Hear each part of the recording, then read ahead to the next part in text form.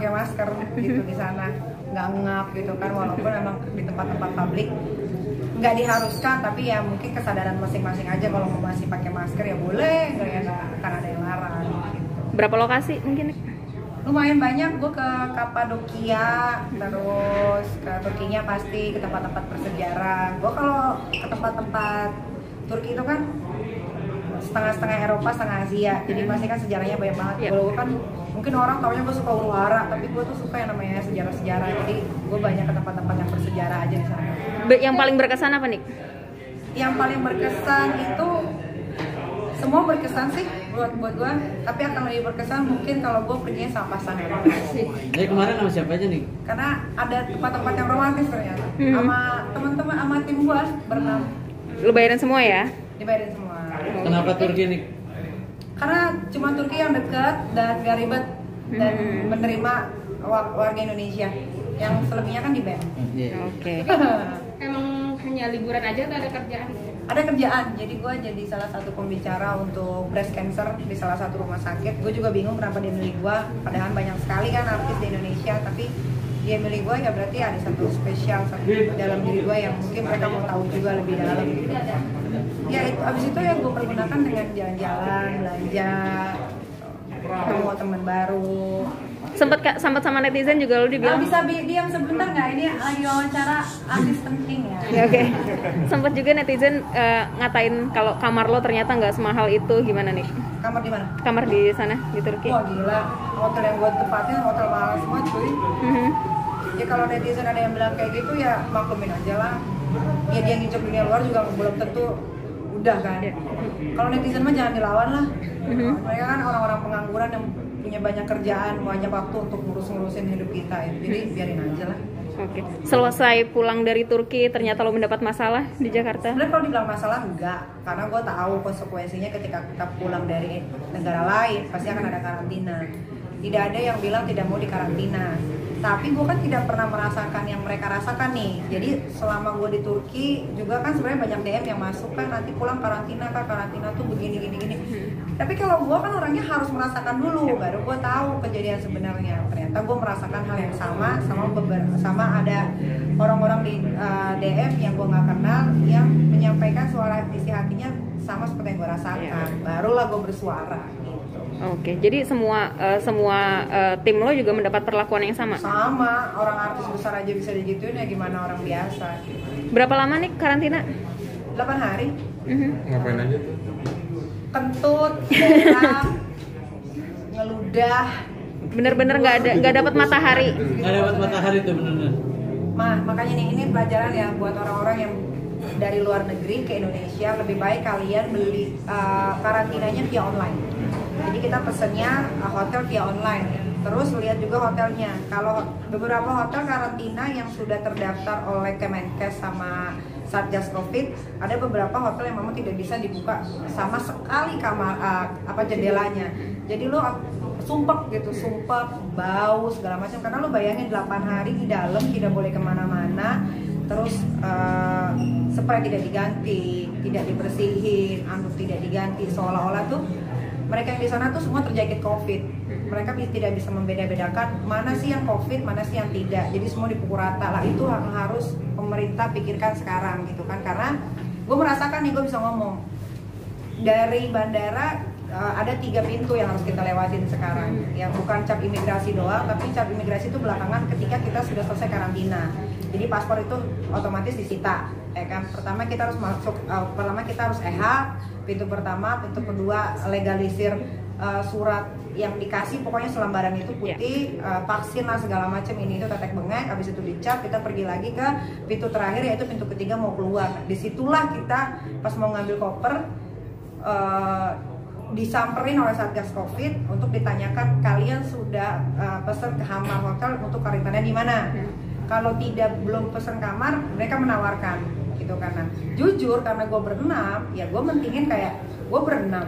Yang satu perempuan, yang satu juga nggak mau. Maksudnya, jadi gini loh, karantina itu 1 kamar 1 orang. Lo Lu bayangin kalau gue berenam, berarti 6 kamar dong. Ya gue pasti mentingin kayak, ya gue mending hotel yang murah, ya kan? Bukan gue nggak mampu bayar gitu kan, tapi lebih baik gue hotel yang murah. Tapi mereka semua aman, kita masih bisa ngobrol karena satu lantai. Akhirnya ketika gue mau pesen hotel yang murah, ternyata hotel yang murah itu sudah full. Ya gue nggak tahu itu full benar atau enggak, karena kan gue capek, gue pengen istirahat, jadi gue iyain aja. Dikasihlah beberapa list nama hotel-hotel bintang 5 semua gitu. Gue bingung, apa karena gue Nikita Mirzani atau apa gue dikasih hotel bintang 5, padahal gue tidur di hotel biasa pun gak ada masalah. Orang karantina gak bisa keluar juga, lo mau kemana? Terus PPKM lagi kan, sepi, jalanan udah kayak kota mati gitu. Tapi gue dikasih list hotel-hotel yang mahal. Ya gue mengiyakan aja. Ya udah gue pilih hotel ini, berapa harganya? 17.800.000. Tuh gue denger baik kuping gue sendiri gitu kan. Ya udah hotel ini deh. Terus gue minta izin ya, kayak bisa nggak satu kamar 2 orang, karena kita satu tim, bukan orang yang tidak kita kenal gitu kan. Diiyain, oke boleh. Ya udah, berarti 17.800.000 kali 3 selama 8 hari. Udah sampai ke hotel, pas gue mau bayar harganya jadi berubah 22 juta. Dan itu saksinya yang denger banyak. Gue sempet, ya gue bukan berantem ya, kayak gue menanyakan dong, di bandara kok 17 juta, di hotel kok 22 juta gitu ya. Kalian semua juga kalau misalkan punya hal yang serupa kayak gue, pasti kalian menanyakan, nggak mungkin main bayar-bayar aja kayaknya orang pasti nanya dong, kok belum sejam udah naik 5 juta gitu kan. Iya karena begini, karena begitu. Udahlah, karena gue capek, gue bayar dong ya kan. Gue bayar, langsung kita karena di situ udah nungguin Satgas sama orang PCR udah nunggu tuh. Kita langsung dibawa ke salah satu kamar untuk tes PCR, besoknya negatif. Nah maksud gua, kalau udah tahu negatif, jangan kita diperlakukan seperti orang positif. Lu tau nggak, makanan tuh gue pesen soto ayam nih, dalam pikiran gua soto ayam kan panas, rasanya enak, masuk ke lek-lekan gua, ke usus, ke lambung, enak kan kayaknya kan. Di Turki kan makanan nggak ada yang kayak gitu. Udah bayangin, wah nikmat banget nih, pakai sambal yang pedes ya kan, pakai kerupuk segala macam. Datang ke hotel, ditaruh di kayak goodie bag gitu, pakai kayak goodie bag teng-tengan gitu, taruh di lantai. Kita buka pintu, itu makanan di lantai ya kan. Gue bilang biasalah, ya udahlah. Pas gue buka udah dingin, nggak ada rasa anget nggak ada deh. Sampai gue ceburin tangan gue gitu kan, anjing ini gue kayak beli soba makanan Jepang ya kan. Dan rasanya cuma asin doang cuy gitu. Udah, tapi gue diemin kan. Gue tidur, karena gue taunya hotel bintang 5 enak dong ya kan. Panas kamarnya, gue telepon engineering ya kan, Pak ini panas segala macem. Datanglah engineering 20 menit kemudian, dibilang katanya ini habis diotak-atik ya. Gue iya aja lah, iya kali iya nih ada di otak-atik makanya nggak dingin. Tungguin aja bu, paling 20-30 menit lagi dingin katanya. Iya gue tungguin. Kok kagak dingin, gue keringetan udah sejam 2 jam. Karena gue tahu orang engineering itu ya dibayar seberapa sih. Kalau gue maki kan gue yang salah. Sampai gue kok jahat banget. Yaudah gue diemin aja, gue nggak tidur tuh seharian. Karena gue kepanasan dan nggak ada ventilasi udara sama sekali yang bisa gue buka gitu kacanya. Paginya gue kelaparan dong, ya kan, ditelepon. Saya mau pesan makan. Oh makanan baru siap jam 10. Lah gue kan laparnya jam 7. Lu gimana tuh? Akhirnya datang jam 8:30 makanan nasi mie goreng, isinya cuma minyak doang sama garam. Lidah gue sampai kebakar, gak enak rasanya. Ya gue manusia, gue punya mulut, gue punya jari, gue komplain dong, ya kan. Maksudnya adalah supaya apa yang gue rasain tidak dirasakan sama banyak orang yang di karantina. Ternyata itu terjadi begitu banyak orang-orang yang itu cuma tidak berani bersuara gitu kan. Ya maksud gue gimana ya? Dengan kata-katanya kan gini gue baca, orang yang di karantina berhak untuk memilih hotel masing-masing yang mereka inginkan. Tapi kenapa yang gue inginkan kok gue dikasihnya malah beda gitu loh, dan bilangnya full. Ada beberapa juga, jadi kan gue gue mau ngomong gak enak nih, ntar gue diapain ya. Tapi kalau buat gue karantina, sebenarnya nggak ada yang menolak untuk karantina. Tapi buat gue karantina tidak fair, karena tidak terjadi sama semua manusia yang ada di Indonesia. Gue duduk di bisnis, gue tahu betul siapa yang duduk di bisnis. Bapak-bapak sama istrinya, sama anaknya, kurang lebih ada 6 orang. Dia tidak karantina. Kenapa? Karena dia keluar dari pesawat. Ini kan pesawat nih. Ini kalau ada yang pernah naik pesawat nih ya. Ini landing nih.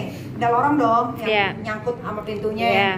Nah, Di lorong ini kan ada pintu tuh biasanya tangga bawah tuh. Nah dia tuh udah dijemput turun pintu ke bawah. Mata gue kan belum buta ya, jadi gue lihat kalau gue kan ngikutin ke pintu pertama, pintu kedua, pintu kemudian kok nih keluarga kok kagak ada gitu kan. Nah, berarti kan dia udah lewat jalur khusus. Ya gue bukan suzon, mungkin aja dia tidak di karantina gitu kan. Maksud gue kalau memang di karantina, ya karantina aja. Tapi manusia kanlah manusia, karena di dalam itu bukan ongol-ongol gitu loh. Lu bayangin aja 8 hari lu ditaruh, lift itu dimatiin loh. Jadi sama sekali nggak bisa Lift berkeliaran. itu dinonaktifkan. Jadi lu sama sekali nggak bisa turun. Logikanya kalau kabur, bagaimana mau kabur? Orang paspor disita Ditahan. dan kita difoto, gitu. Nah, sampai akhirnya foto lu beredar. Sama si anjing yang Iya. ngambil sampah itu, Iya. itu orang Satgas. Karena dia tahu Nikita Mirzani, dia pikir itu hanya mainan. Buat dia hanya lucu-lucuan. Dia bilang, ya saya pikir tidak akan di ini, cuman di itu doang. Gue sampai maki orang Satgas, ya lu tuh sadar diri, gue bilang gitu. Lu tahu kan gue siapa, sampai gue sombong gitu kan. Tadi mereka minta maaf gitu. Kalau gue kan orangnya simple, ketika orang sudah minta maaf ya sudah. Tadinya memang mau gue tuntut, tapi dari pihak hotel pun sudah bilang, Mbak Nikita, kita minta maaf atas ini. Ya sudah, kalau gue mau begitu aja. Berarti clear permasalahan sama hotel dan tim Iya, Satgas. barusan owner hotelnya juga telepon gua. Semuanya sudah selesai. Terus tim Satgasnya juga yang memoto gua dan mempost dan menyebarkan foto itu ke salah satu orang yang selalu menganggap gua musuh, padahal gua tidak pernah peduli dengan hidupnya, pun ya udah selesai gitu. Oke, terus di permasalahan lo dengan pihak hotel udah selesai. Ada komplimen dari mereka mungkin? Komplimennya nanti gua mungkin ke Bali akan dikasih free villa. Katanya atau memang sudah? Enggak, memang gua kenal langsung sama ownernya. Kebetulan ownernya itu temennya Kochen, suaminya Kak. Oke, gitu.